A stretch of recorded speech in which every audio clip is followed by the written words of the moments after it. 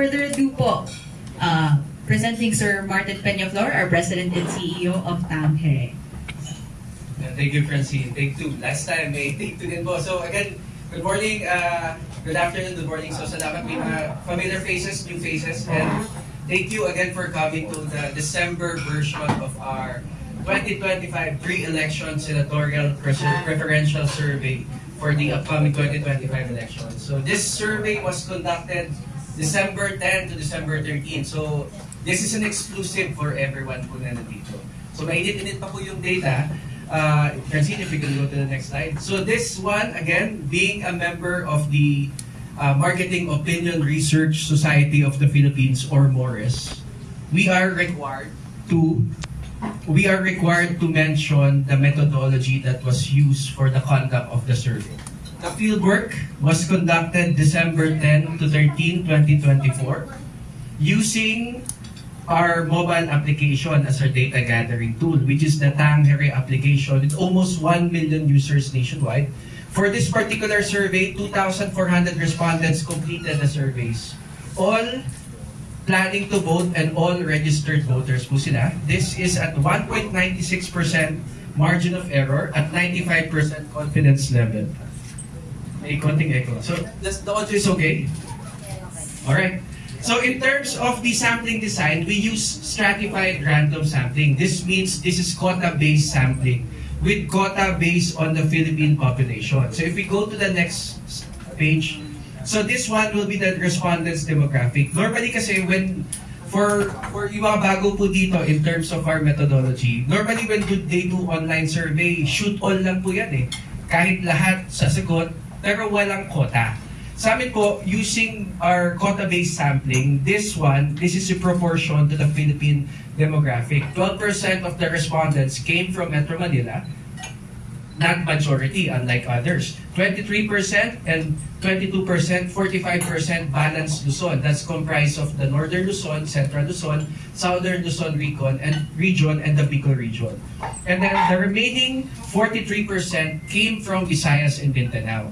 In terms of the breakdown per region, in terms of public opinion polls, market research, and statistics, readable po siya across all 17 regions in the country. So we have readable base sa BARM, Region 1, among others. Socioeconomic status, those who identified themselves as belonging to Class D and E, that's 80%. In terms of the latest PIDS and MORES standards, this is equivalent to the Class D and E of the Philippines, wherein 90% ng Filipinos are earning between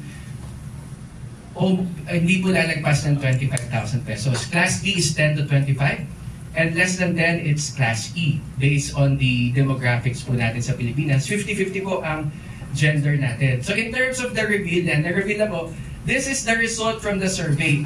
From medyo bumaba, yung sumagot, yung pumili po ng candidate, which is interesting. Kasi when we started this survey, we had a press con 2 months ago, October po.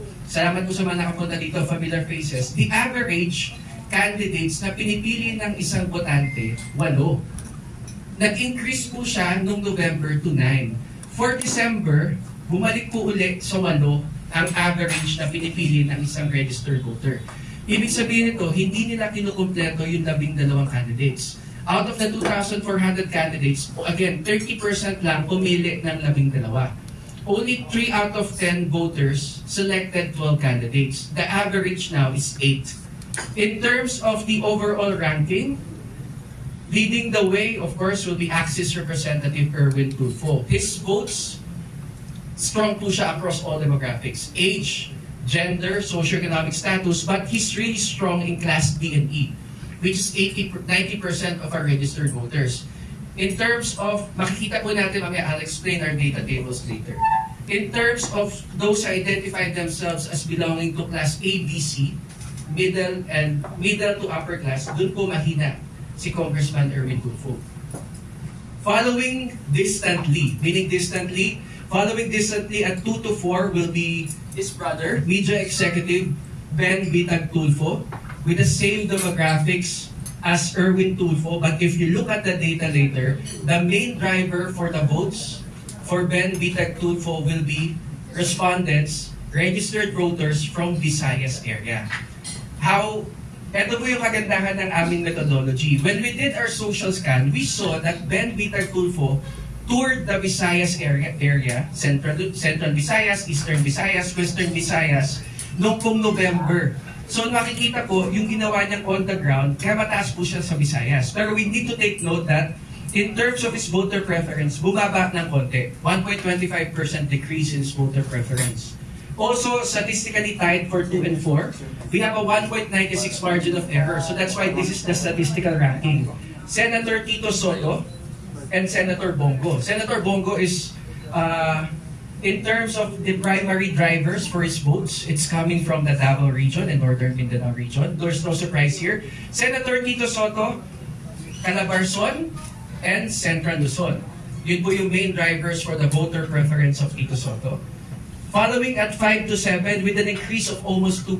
Tatlo po yung nagkaroon ng major increase po this survey period. Si Senator Pia Cayetano isa. Yung second po, si former Ilocos Sur Governor Chavit Singson. He has the highest increase in voter preference. But for Senator Pia Cayetano, it's interesting now, the main driver of her votes, Northern Luzon, Central Luzon, and Calabarzon. But in terms of her voter preference in Metro Manila, bumaba po si Senator Pia Cayetano sa Metro Manila. Senator Manny Pacquiao, main driver for the votes will be the Visayas region, and Senator Panfilo Ping Lacson, statistically tied at 5 to 7. Main driver, ibig sabihin po ng main driver, yung nagpapataas po ng voter preference nila. Ang highest driver po for the voter preference for Senator Ping Lacson will be Calabarzon. Following closely at 8 to 9, statistically tied din po sila. Kunti na po nag-difference sila. Si former DILG Secretary Ben-Hur Abalos, who's leveraging on the votes of the upper to middle income class and votes from Central Luzon and Metro Manila. Kung napapansin po natin ngayon, yung malamang papunta po dito, nakita po natin mga poster ni Secretary Abalos, yung mga billboards na po, that's the main driver of his awareness. We did a social scan wherein isa siya sa highest also in terms of paid and organic post engagement in social media. Following closely sa kanya, si Senator Bong Revilla, who also, sa yung pangatlo, highest increase in voter preference. Aside from Senator Pia Cayetano, it's Senator Bong Revilla with an almost 3% increase in his voter preference. Driven by respondents from Southern Luzon, Northern Luzon, and Central Luzon. If we're seeing now the pattern here, those who are allied with the administration, you will see Senator Revilla and Senator Abalos, they're benefiting now from being allies of the administration, wherein the main drivers of their votes are coming from Northern Luzon and Central Luzon. And makikita nyo din po sa data natin, the lowest voter preference for those belonging to the administration campaign, administration lineup, the lowest in terms of statistically readable data for their voter preference are coming from Mindanao. So now we're seeing the gap here between the different parties. For Senator Lito Lapid, Siam, led by four incumbent, are tied at 10 to 18 place. Number 10 po in terms of the rank, Senator Lito Lapid, followed closely by Makati Mayor Abby Mina. You can see here the decrease in their voter preference. But the main driver, of course, in the decrease in their voter preference came from the Visayas and Mindanao area. Alright? At number 12, Francis Tol Tolentino at 31%. So dito po, 10 to 18. That's statistically tied na po sila 10 to 18. Led by 4 incumbents. If you go to the next page, Francine, there are 9 candidates at 10 to 18. Senator Bato de la Rosa, driven by respondents from Mindanao. Senator Amy Marcos, who's polling higher now, but she's polling really low right now in the Mindanao area, particularly the Davao region. But she now has significant increase in traction in terms of her voter preference in the northern Luzon area.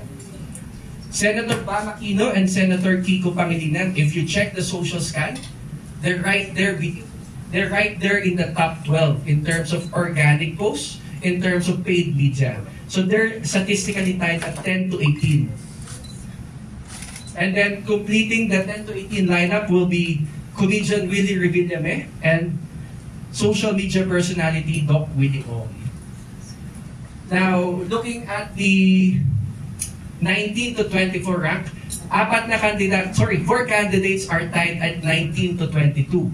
Wherein si Sagip Representative Congressman Rodante Marcoleta at 19 to 22, followed closely by Las Piñas Representative Camille Villar, and the highest increase in voter preference po, Luis Chavez Singson, the former Ilocos Sur governor, now is leveraging on the votes of Metro Manila, Central Luzon, and Northern Luzon, gaining attraction of more than 10% increase in his voter preference. So nag-average na po siya. When we started our press conference series last October, he was around 22. Now he's in the 19 to 22 rank. So nag-average na po yung kanyang voter preference with Marcoleta, Camille Villar, and former Senator Green Guhonasan at 25.5%. And completing the top 24, statistically tied po sila, Philip Salvador and another social media personality, si Dr. Richard Mata. Alright, so we'll have our question and answer po later. But sa mga first time makikita po nito, this is what we call data tables and statistics. Wherein what we did will be, we did what we call in statistics as significance testing. Ibig sabihin po nito, if you see a green mark here, it means that for this area, it is statistically higher compared to the other demographics. Like for example po, social media personality Willie Ong, he is polling higher for 51 years old and above compared to the lower age group. And he's polling higher now in terms of his voter preference. Nakikita niyo po kulay green. He's polling higher for male respondents over female respondents. Yan po ibig sabihin ng green sa ating significance testing. So what do we mean by red? So red now, if we look at the data here, let's use Willie Ong as an example also. Red po siya, it means he is polling statistically lower for female respondents compared to male respondents.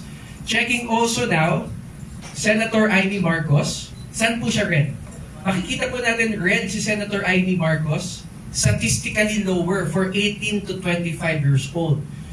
She's at 26% for 18 to 25 years old, yung mga Gen Z po natin. But if you look at the readings now, voter preference for 51 years old and above, nasa 30 plus po siya. Those voters now, kung kita niyo po dito, for Mindanao, for Senator Amy Marcos, ito po yung sinabi ko kanina, green, statistically higher for Northern Luzon and Central Luzon, but statistically lower for the Mindanao area. That's for Senator Amy Marcos. Now, let's look at the data here po. Isa-isayin po natin yung top 12. Erwin Tulfo, lahat po ng category mataas po siya. Except for, in terms of reading lang, though it's not statistically significant, will be yung sinabi ko po kanina, upper middle income class, doon po mahina si Axis representative. But that's, ilang percent pa ng voters natin yan? That's around less than 8% of our registered voters. So kahit mahina po siya doon, kalahati pa din ng class ABC, kalahati pa din po ng class ABC, siya yung she's one of the preference natin. Now, looking at the other candidates, sinabi ko po, this is the advantage of doing our methodology. Kasi last week na po natin ni-run to, I mentioned Ben Bitag Tulfo. Look at his Visayas rating. He went to Tacloban, he went to Cebu, and it reflected. May mga on-the-ground na din po siyang campaign in the Visayas area. Hello, yan better. Alright, Senator Tito Soto, Northern Luzon and Central Luzon. Sino po ba yung mga nasa admin lineup? Senator Tito Soto, Congressman Erwin Tulfo, if I'm not mistaken, Benner Avalos, Senator Revilla, Senator Lapid, correct po? Kung titingnan niyo po yung trend, they're all benefiting now from the solid Northern Luzon and Central Luzon, particularly CAR, Region 1, Region 2, actually lahat na, Region 3 po, Bulacan and Pampanga. Doon po yung sa admin lineup natin. Now, those who are not in the part of the admin lineup, look at Senator Bongo. He's polling low right now in Calabarzon. Nandun po recently yung admin. But he's polling high in the Mindanao. Sorry, Senator Bongo is polling high right now in Mindanao. Tama po. Davao Region and Northern Mindanao po siya. So this is the data now. Interesting data on Senator Manny Pacquiao. Visayas and Mindanao is Senator Manny Pacquiao. But NCR, statistically lower po siya sa Metro Manila. So these are the data tables for top 1 to 18. Everyone here po will have a copy of this report. Kasama po siya dun sa ating press kit na bibigay. Together with the press release po natin. So you can study the data further. Francine, if you can go to the next slide. Now, completing the top 24, Mark Coleta, Camille Villar, Luis Chavez Singson. Ito po yung nasabi ko kanina. Lucas is NCR, Northern Luzon, and Central Luzon. Dito po nag-focus ang kanilang kumpanya. If you check now the social scan of Luis Chavez Singson, mataas na din po kanyang organic and paid posts. Ibig sabihin, both on the ground and social media, tumataas din po si Luis Chavez Singson. And look at the green mark for Gringo Honasan. 31%, 51 years old and above. For new voters, this is what's driving the low voter preference for the former senator. Wherein he's only averaging 14% voter preference for the new voters. Kumbaga, hindi na po siya kilala, si Gringo Honasan. Hindi na po siya kilala ng mga new voters natin. Philip Salvador and Richard Mata. Now, I mentioned that the average, the mean, in terms of the selected candidates by registered voters is only 8. So, the other candidates now, in terms of the voter preference, less than, except po si Jimmy Bondoc, Teddy Casino, at 12 to 11% respectively, less than 10% na po sila. Like to highlight the increase in the voter preference of the former Secretary Victor Rodriguez. Tumaas po siya ng 2%, si Vic Rodriguez. But he's still below 10%. Pastor Kibuloy at 4%, 1% increase in his voter preference, but still below 10%. And the rest po, I can say, similar sa sinabi ko po kanina, the rest now will be fillers. Kasi if you look, Francine, if you look at the next page, now, if you look at the data here, average na po nila 2 to 1%. It means po, when we did our survey, we simulated the ballot. And that's also maybe one of the reasons why mataas po si Secretary Abalos. He's number 1. Now, yung iba, pinupuno lang po ang kanilang balota. So, kung titingnan nyo po, malamang po, in terms of awareness, hindi naman po nila kilala si Mark Gamboa. Sino po ba si Mark Gamboa? Baka may kilala po kay Mark Gamboa, kay Jose, kay Relly Jose Jr., baka hindi din po nila kilala. So what they're doing now, they're filling up their ballots para makablabing dalawa. I mentioned 30% filled up 12 candidates. But the rest, less than 12 po sila. Average natin will be 8. So, sorry to say, this now will be filler candidates. And that's the trend, that's what's happening now. Unless, of course, something came up with a higher increase in voter awareness. But looking at the data, similar to our conclusion sa October and November, there are 24 candidates with a chance of winning one of the 12 slots. The other candidates below, top 25 below, they need to increase their awareness because that leads to increase in voter preference. Similar now to what happened to Luis Chavez Singson, where in October, November, hindi pa alam ng tao na tatakbo siya bilang senador. Ngayon, malinaw na sa kanya mga campaigns that is planning to run. So that's the reason. So maybe there's a chance now for, let's say, Teddy Casino. Let's say, for example, kay billionaire from Bicol, si Wilbert Lee, na tumaas ang kanilang awareness. Because now, they can now, when the campaign start, they can now mention that they're planning to run for Senate. Right now, if you look at their messaging, it's just, for example, kay Wilbert Lee, it reflects the Agri Party List. Wherein kasama po sa we'll be releasing our party list survey on Wednesday. Kasama po sa one seat guarantee ng Agri Party List. Pero yun po yung benefit for the posters. Nakita niyo naman po yung mga papunta po dito. Naglalaki yung billboard ni Wilbert Lee. It doesn't say anything about Senate. So it might lead eventually to an increase in its awareness that is running for Senate. Now, the next 3 slides, Francine, sorry. tinanong po natin, ano ba yung mga important issues na kailangan pong i-address ng mga kandidato? Edukasyon, labor and employment, food security, sama na natin poverty. That's the top 4 in terms of the issues that they'd like to discuss on. Issues on national security, tumaas, nasa top 10. Pero, there was a similar survey conducted by SWS last November that wherein only 3 out of 10 will vote pro-China candidate. Pero looking at the national security daw, it's only number 10 in terms of the issues that they want their senatorials to address. But these are the main issues. Edukasyon, dagdag na trabaho, pagtaas ng sweldo, pagdami po ng trabaho, food security. Yan po ang kanila. And then now if we move to the next slide, what are the traits of the candidate? They should be incorruptible, may integridad, at ito po, tumaas. Ito medyo interesting. A similar survey conducted by Pulse Asia, mataas po na lang may takot sa Diyos. That was November. Sa amin po, may takot sa Diyos, top 7. Di ba ka dahil po, palagi na po Pasko? Kaya may takot sa Diyos, tumaas po. I guess this is a tip for the candidates who are planning to run. May takot sa Diyos na malapit Christmas season, this can be used as their messaging campaign. Kasi November po, may takot sa Diyos, number 8 lang po siya. Ngayon kung papalapit na Pasko, may takot sa Diyos, number 3. So that's an interesting insight. Makikita po natin dito. But still, number 1 and 2, hindi corrupt at mapagkakatiwalaan. Alright? Yung mga matalino at edukado, bumaba din po siya as number 8. Dati po sa top 5 po yan as katangian ng kandidato.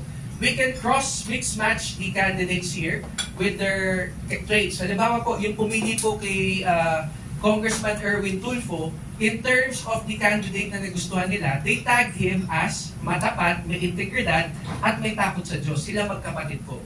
Yun ang katangian nila. Pero yung hindi corrupt for the others, wala si top 3. So yun po. So may mga ibang nagdadala na po dito in terms of the candidate traits. And finally, the last slide, sources of information, this is really interesting po. Sources of information for candidates. Last month, it was television, social media, and then YouTube. For our friends in media now, radyo po, tumaas. Bumaba po ang YouTube as source of information. So, in terms of papalapit na po ang campaign, ibig sabihin po, yung mga nag-advertise sa kandidato sa radyo, natitinig po ng mga tao siya. So that's one of the top sources of information now.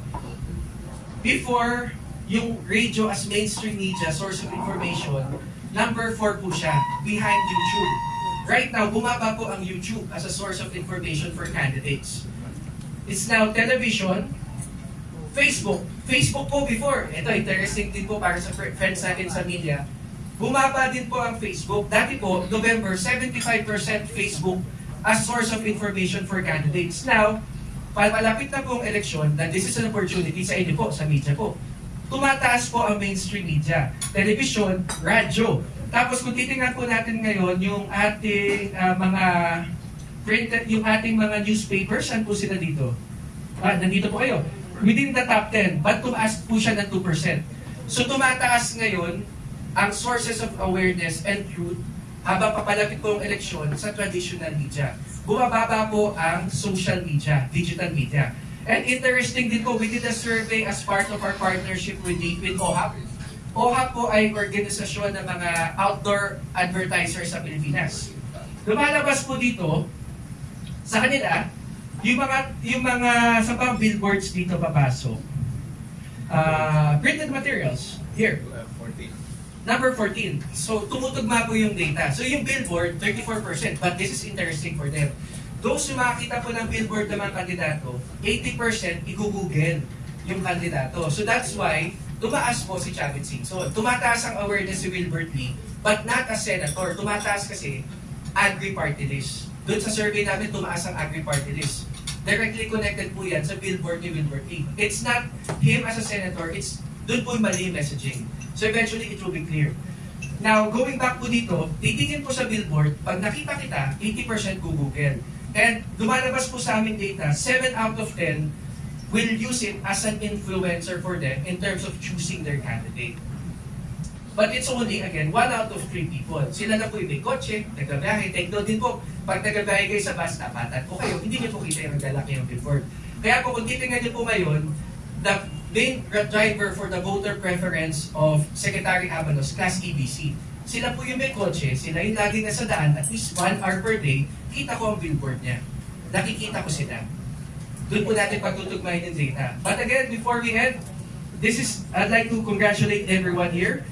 This is a really great opportunity po sa atin sa mainstream media. Bumaba po again ang digital, ang social media, Facebook and YouTube. Tumataas po ang television at radyo. Eventually po, mga kaibigan po natin sa press, online post, article write-up sa Jargon, tataas din po siya as a source of awareness. And with that, salamat po, and we'll open the floor for question and answer. Thank you.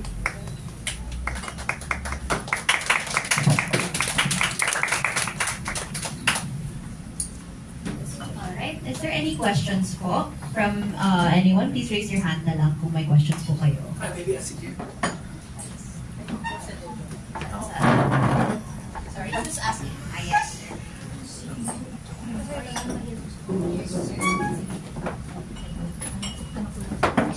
Boss Martin. Sir! Here. Yeah, sir. Benji, Atlantic Radio. Bakit tumaas ang mainstream radio at saka bumaba ang digital? Sige po, that's a great question po. Hindi po namin tinanong yan sa survey, pero we do surveys po kasi with other private institutions. Sa government, we did a survey recently with the Department of Trade and Industry. So hindi pa pwedeng sabihin ng buong resulta, pero we're commissioned for the wholesale and trade up to the 2028 roadmap of the country. And tumahayin po sa aming survey sa Department of Trade and Industry, ang source of information nila, pagdating sa mga produkto na kanilang bibilhin, nabililink ko po ito sa mga kandidato.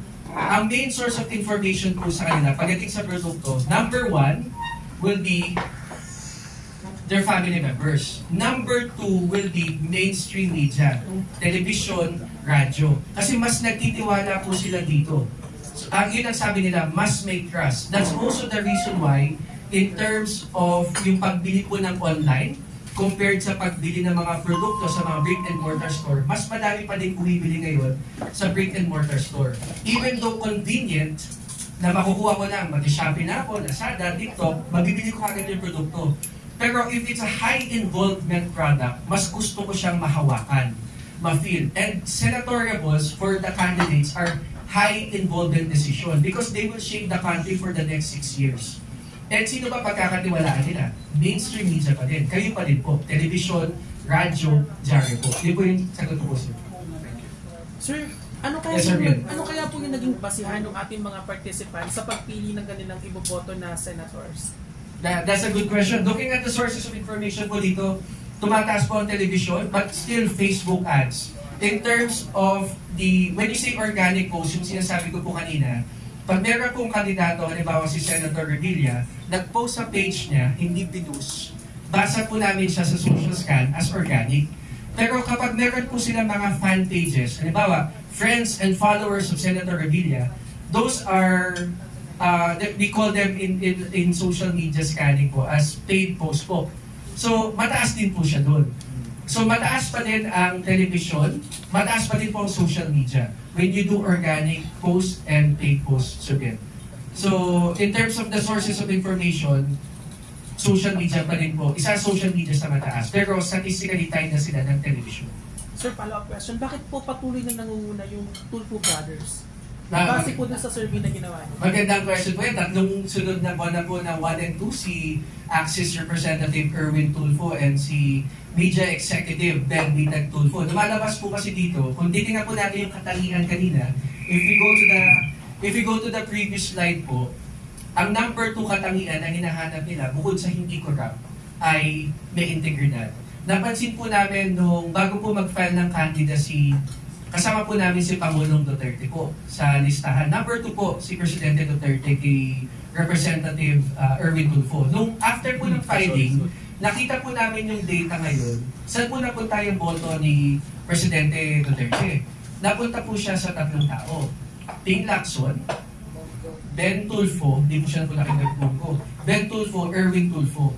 And it's driven by voters na lalaki, 36 to 50 years old. So yung katangian po ng presidente, nakikita po nila noon, hanggang ngayon, sa magkapatid na Tulfo, hanggang ngayon mataas po din si Ping Lacson.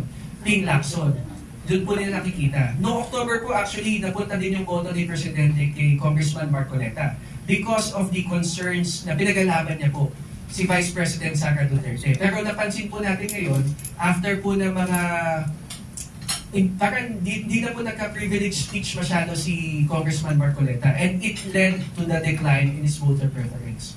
Pero the votes of the former president also flowed to Congressman Marcoleta. So titingnan po natin ang katangian ng apat, sila yung tipo ni Presidente na ipagalaban ka. Yan pa din po ang hinahanap ng mga botante. Okay, so napansin po kasi natin doon sa survey na puro nangunguna kasi mga senatorial slate ng administrasyon. So tingin mo ba naka-apekto yung issue ngayon ni Sara Duterte at saka ni dating Pangulong Rodrigo Duterte doon sa result?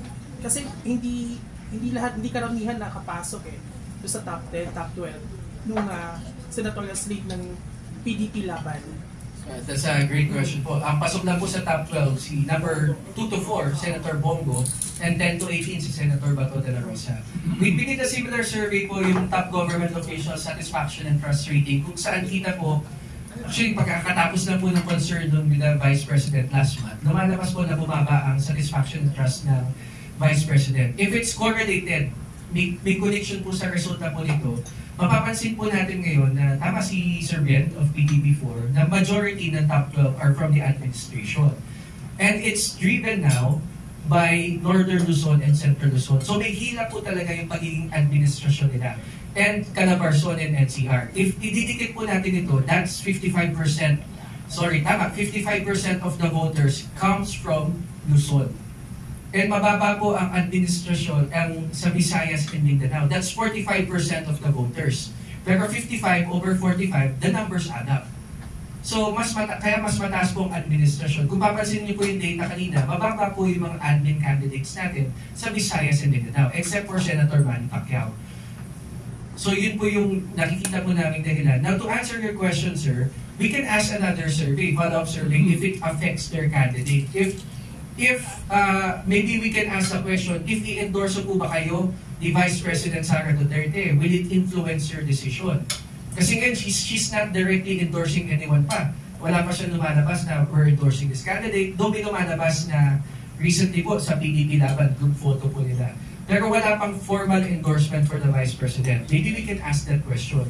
Siya ba ay influencer? Kung titignan po natin ngayon, number 11 lang po, yung political party na kinabibilangan ng mga kandidato. So, if we do 1 plus 1 together, it's not an influencer right now for them, particularly what's happening with the Vice President. So, it's not directly affecting, kasi number 2 to 4 pa din po si Senator Bongo. Kaya, hindi po natin nakita yung decline in his voter preference. And it's number 11 na po in their influencer.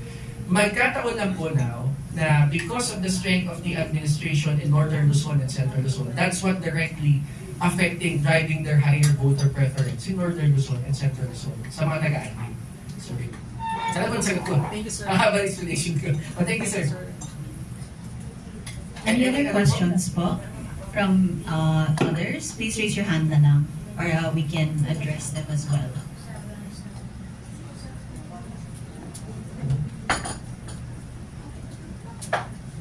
If none po, we'll be providing calling cards naman. So if you have any follow-up questions, and the USBs that we'll be giving out later on has all the pertinent information for your review.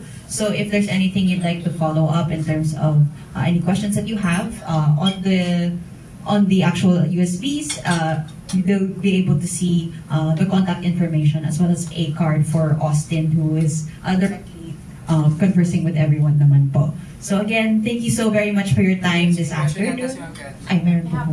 May pahabol lang. Curious lang ako kasi si Senator Amy Marcos, bumaba siya no? Actually, tumaas po siya konti. Tumaas po siya konti, pero may mga areas po na hindi po maganda yung kanyang percentage.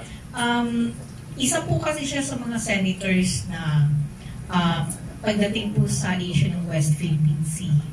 Naging naka-apekto po ba ito ng pagtaas o pagbaba niya in some places? That's a great question, Ms. Cathy. So maybe if we go back, another one, yung previous one. Yan, kung titingnan po natin dito, national security po, number 10, in terms of the issues that they want the candidate to address. Now, bukod po kay Senator Amy Marcos, nandyan din po si Senator Francis Tolentino, who's fighting for us for the West Philippine Sea. Now, bakit number 12 lang po si Senator Francis Tolentino? That's the main messaging that he wants. Paglaban po natin ng Pilipinas, yung territory po ng Pilipinas sa West Philippine Sea. But it's only number 10 in terms of the priority of registered voters. Ang importante pa din po sa kanila ay madaming trabaho, pagtaas ng sweldo, pagbaba ng bilihin, at ngayon po, mataas ang edukasyon. Interesting po bakit mataas po ang edukasyon. Nagre-reflect din po sa aming party list survey ang One Edukasyon bilang isa sa top 10 party list po sa Pilipinas. Dahil tumaas po ang eleksyon. So yung kay Senator Amy Marcos, yung nakita po namin, the main driver and low voter preference na po sa Mindanao, yun pong before the concert po with VP Sara Duterte, she was okay. She was within top 12 sa Visayas and Mindanao area. Kaya lang, nagka-issue po, and hindi niya po pinanigan ng kapatid niya or yung kaibigan niya po. Sinabi niya na po na mag-stand pat lang po siya. Hindi po siya naging okay for registered voters both sa Mindanao and Northern Mindanao. Northern Luzon. Mas gusto nila may papanigan siya. So yun po, yung nakita po namin October. Nabago po ang messaging niya noong November. Nakita po, kung papansin niyo po, before, noong October, if you go back to our previous data before, noong October po, bumaba siya sa Northern Luzon. Nasa number 10 lang siya. Ngayon, for Northern Luzon and Central Luzon, for the second consecutive month, for November and for December, nasa top 6 po si Senator Amy Marcos for Northern Luzon and Central Luzon. Though, ang humihila talaga sa kanya sa pababa, yung 23% po ng voters po natin, taga Mindanao. Yun po yung main driver for the low voter preference for the sister of our President. Thank you. Wala na pong katanungan? May gusto pong pahabol before we... Okay na po, magka-picture po tayo after. And photo po tayo. And then, again, sinabi po ni Francine, in our USB po, that includes our press release. We will also email it. This includes the data and the images po na ginamit po natin. So, salamat po sa pagpunta niyo po ngayong hapon. Appreciate the time po. Photo po tayo. Dito.